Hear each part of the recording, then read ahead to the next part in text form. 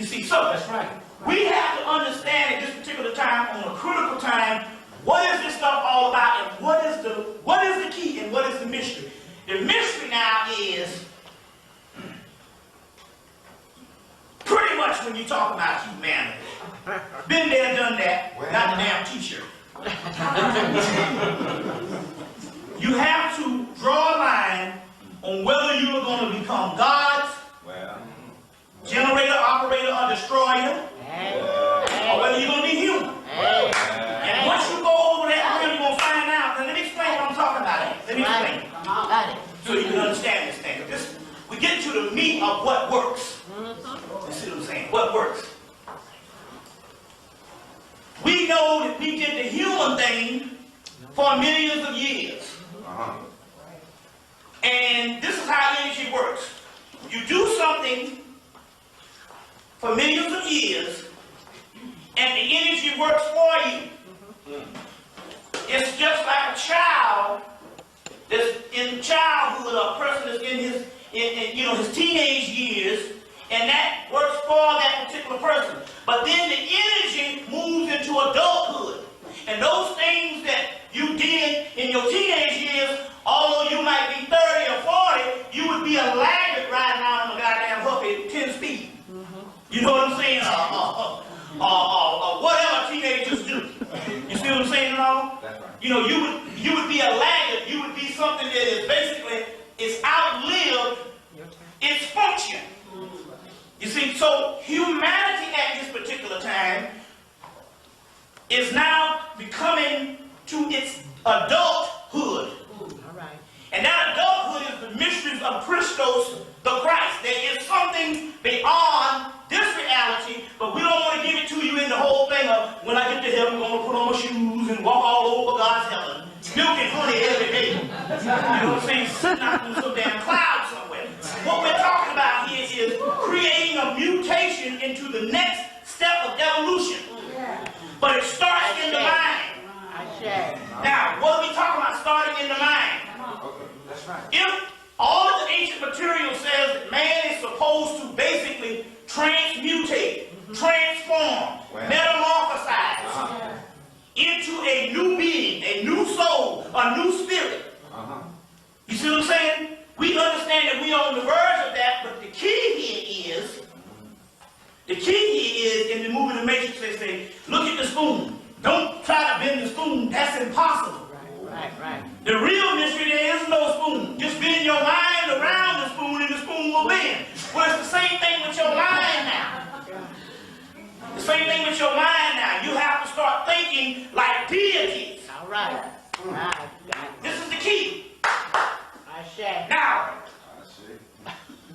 what does Godzilla give a damn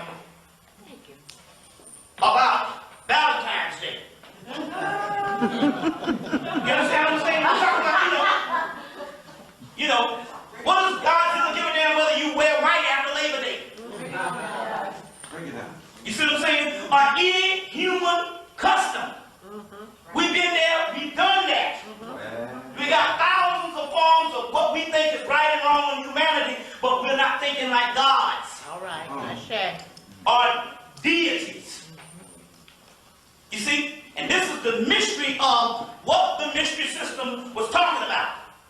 Now, we did the historical thing, but did the Egyptians learn history? What did the Egyptians think about? That's the key. The afterlife. The afterlife, illumination, metamorphosis. They wasn't thinking about history. They was living history. But what is the mystery? What is the education here? When we ask the question, well, how do we make our light shine more? What is the method? The method on what makes your light shine more is what? Gnosis and knowledge. What is knowledge called? It's called light. So the more understanding you have, the more your light shines. So it's not enough to have enough knowledge. We have all the knowledge in the world and it sounds good. But now it's to work on the understanding. Well, what is this Go back through the tapes. Go back through the books when I'm trying to get an understanding. And the more you get an understanding, the more and more your light shines. This thing is metaphysical, mental, and spiritual more than it is physical. So a lot of the physical things they're telling you to do, although it might keep your physical body, but your physical body, your physical body is a part of the wretched dregs of the earth. So we're talking about spiritual here. We're talking about spiritual. And so what's happening is we got people that's just confusing spirit with the physical body. There's a whole spiritual realm that's void of the physical, period. So therefore we got to deal with things that's spiritual, and we're talking about the thought realm. Cosmic memory, thought process. So therefore, the more and more you apply yourself with spiritual knowledge, the more and more your light shines, because you're tapping back into that cosmic memory of what the gods used to do. And that cosmic memory is this computer, is what really activates your so-called melanin. You see what I'm saying? And that's the key. Gnosis, Gnostic seed, Gnostic race. Knowing. We're talking about thought, and sometimes we have to separate thought and spiritual life from the physical body. So when we first get into things, we do all these physical things to act the part and say we're doing things, but that doesn't have any damn thing to do with raising up to the Godhead. It's how much you process this information and try to understand it. You see what I'm saying? Try to understand it. You see? And so that's what we're talking about. We're talking about the light is what actually makes a person grow further and further away of a dollar bra.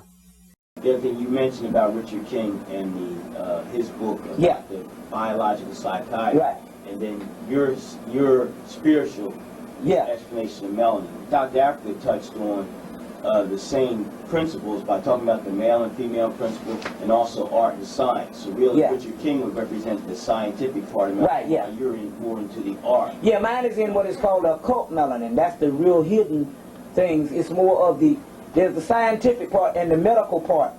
The medical part only deals with the medical function of melanin, you know, the skin, certain parts of the brain and all that type of stuff. And although he did go into, because he deal with the psychology, so he had to deal with the subconscious part.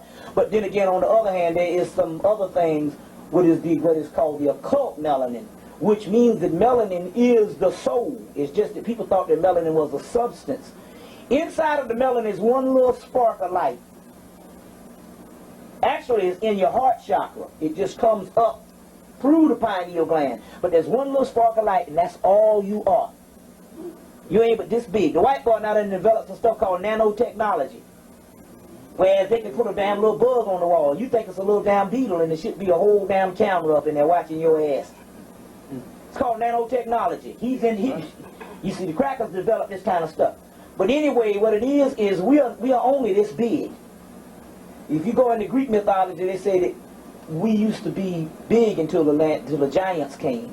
Now this is not talking about the giants or the Nephilim. It's talking about before we fell in here and start thinking that this world was the only world there is.